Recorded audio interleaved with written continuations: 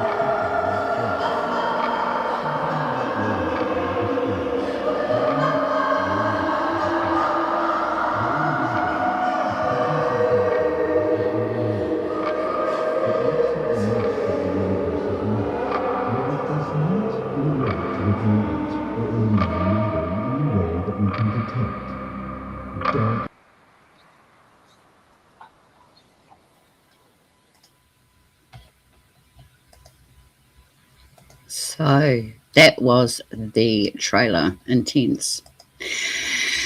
So let's get into the review.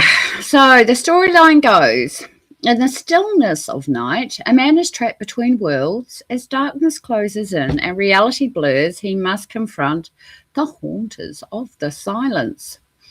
So this film is a bit of a slow burn, but the intention is to grab you in its clutches, and it doesn't relent until the end.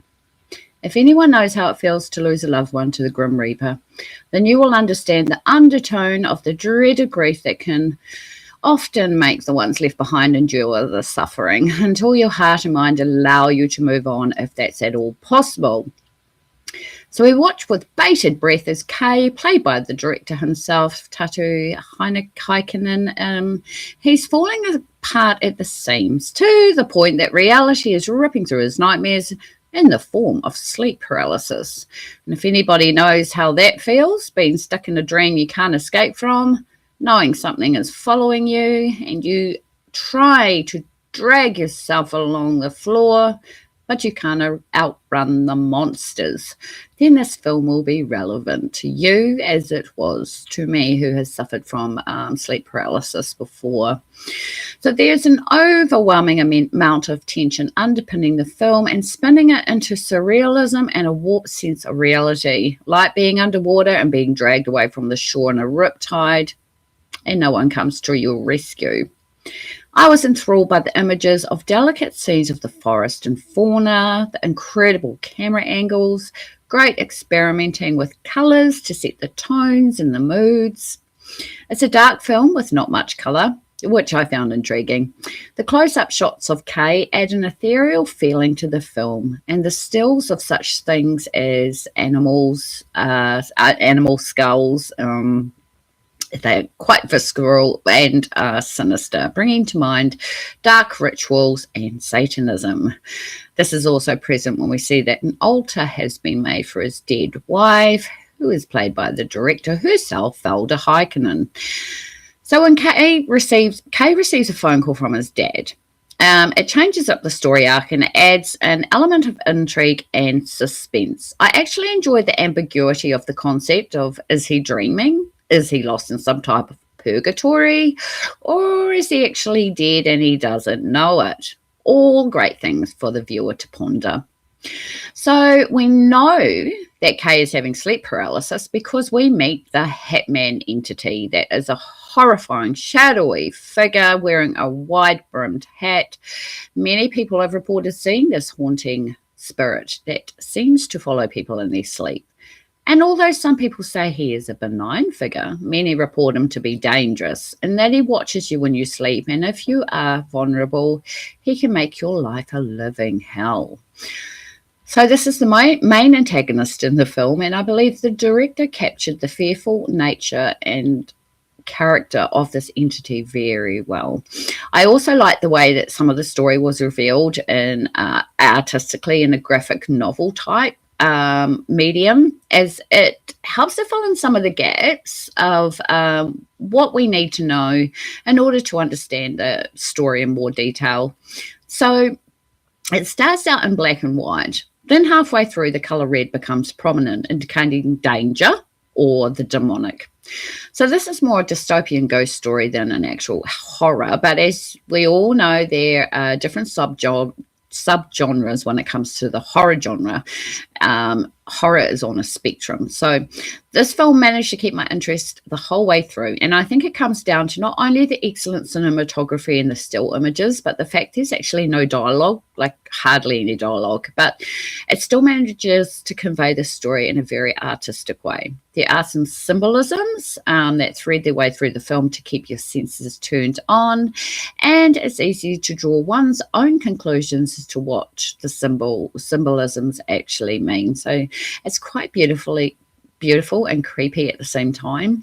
The slow movements suit this film and make for a compelling watch. I highly recommend this one to add to your watch list for the tension, the mystery, and the terror is riveting. I would also like to commend the acting. I feel the director playing a major role is a good foresight, and it's very telling that this is a personal project, which makes it even more clever. So it says that this film is available on Thorsson TV and Tubi. So I will link those in the description along with the trailer again so that you can watch that. Otherwise, go watch it for free on Tubi and Thorsson. It's not available in my country, in New Zealand, so it should be available in other countries. I think Australia might be out as well. So yeah, go check that out. It's a really good independent film.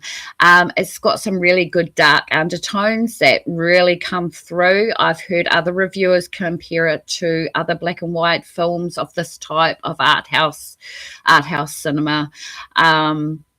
So yeah, go check this out. I'm looking forward to more from these producers and these directors in the future. I'd really like to see some more of their work. So hopefully if I get my hands on some more of their films, I will share them on to you all.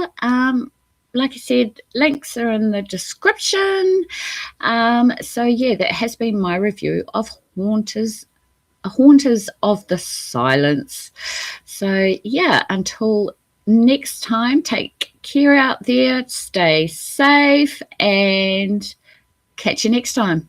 Bye for now.